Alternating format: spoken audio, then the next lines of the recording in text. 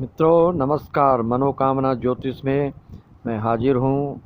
आपके सम्मुख आज जो प्रस्तुतिकरण देने जा रहा हूँ, आज का विषय है कि शादी में विलंब क्यों होता है, देर क्यों होती है, उसका क्या कारण है। उस कारण को अपन आज ढूंढकर कुंडलियों से हम आपके सामने प्रस्तुत करने जा रहे हैं। इस दोष को दूर कैसे किया जाता है, इसका क्या उपाय है, इसका क्या निराकरण है, इसको हम भली भांति आज आपके सम्मुख बताने जा रहे हैं। मित्रों ध्यान से सुने आप कि किसी भी स्त्री वर्ग नारियों से शालीनता पूर्वक बात अगर आप नहीं करते हैं, आत्मीयता पूर्वक अगर आप बात नहीं करते हैं, हृदयता पूर्वक अगर आप उनसे बात नहीं करते हैं, अगर आप उनसे उदंडता पूर्वक अश्लीलता पूर्वक व्यवहार करते हैं, तो यह दोष जो है आपके कुंडली में आ जाता है। स्त्री वर्ग का जो हाय होती है वह आपके ऊपर चढ़ जाती है।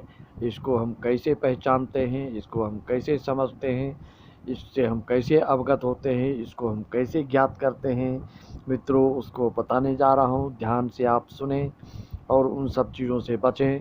और इसका अगर इसी घटना आपसे घट चुकी, पूर्व जन्म में आपके किसी खानदान में किसी दादा परदादा के द्वारा, दोस्तों जब तक इसका दोष का दूर नहीं किया जाता, इस दौर को निराकरण नहीं किया जाता है, उसकी शांति नहीं की जाती है, तब तक ये दोष आपके घर में पीढ़ी दर पीढ़ी आते जाता है।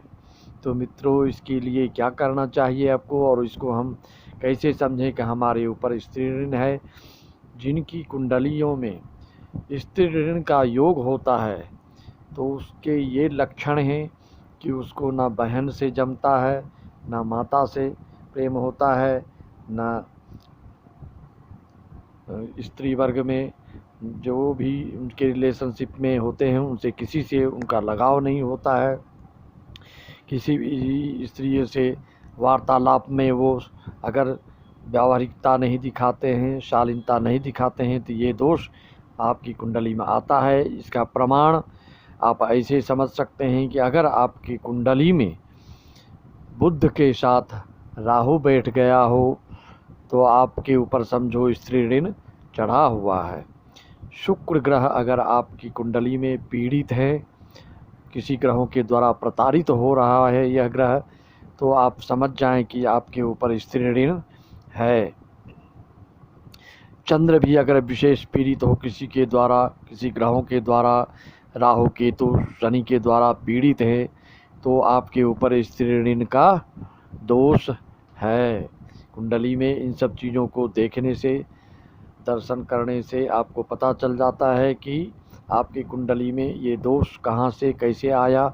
उसको भी कुंडली देखकर लोग बता देते हैं कि आपके पिताजी ने इन लोगों के साथ, इन स्त्री वर्ग के साथ बहुत ही दुर्व्यवहार किया, इसलिए यह ऋण आपके परिवार में, कुल में, आपके खानदान में, आपके वंश में, आपके बच्चों में ये दोष आया है।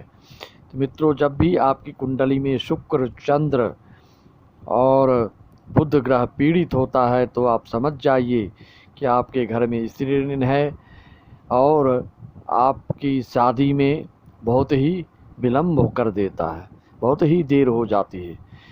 भले ही आप रोज़गार प्राप्ति व्यक्ति क्यों ना हो, सुंदर कुशल दक्ष युवक क्यों ना हो, हर एक चीज़ से परिपूर्ण क्यों ना हो, फिर भी आपकी शादी में काफ़ी विलम्ब होता है। इसका यही कारण है मित्रों।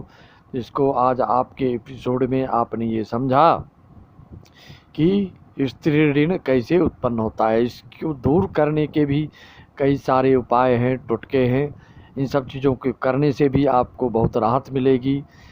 उसके लिए सभी स्त्री वर्ग से आप बिल्कुल आत्मीयता पूर्वक, शालीनता पूर्वक, व्यवहारिकता पूर्ण अगर आपका व्यवहार होता है तो यह दोष धीरे धीरे कटता है। अगर इसका अनुष्ठान करते हैं आप, देवी सप्तशती, दुर्गा पाठ आदि कराते हैं, वैवाहिक जीवन सुख प्राप्ति के लिए जो अनुष्ठान करवाते हैं वो सब इसी स्त्री ऋण को दूर करने के लिए होता है। जिन सज्जन को, जिन भक्तों को, जिन भाइयों को, जिन बंधुओं को इस तरह की इस तरह के दोष आपके कुंडली विद्यमान हैं, घर में किसी की शादी में काफ़ी विलंब हो रहा हो, शादी में किसी न किसी कारण से आपका शादी विवाह रुक जाता है, तो मित्रों आप हमसे संपर्क कर सकते हैं कि इसके क्या उपाय हैं, इसके क्या अनुष्ठान हैं आदि आदि के लिए आप संपर्क करें। यहाँ सारी समस्याओं का समाधान हमारे ज्योतिष चैनल के द्वारा संपर्क करके इसका समाधान कर सकते हैं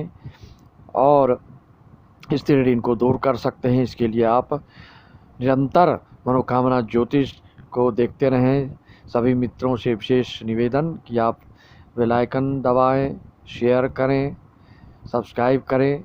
जितना अधिक से अधिक इन चैनलों को आप शेयर करते हैं, उतने भक्तों, उतने बंधुओं को इन चैनल के द्वारा लाभ प्राप्त होता है।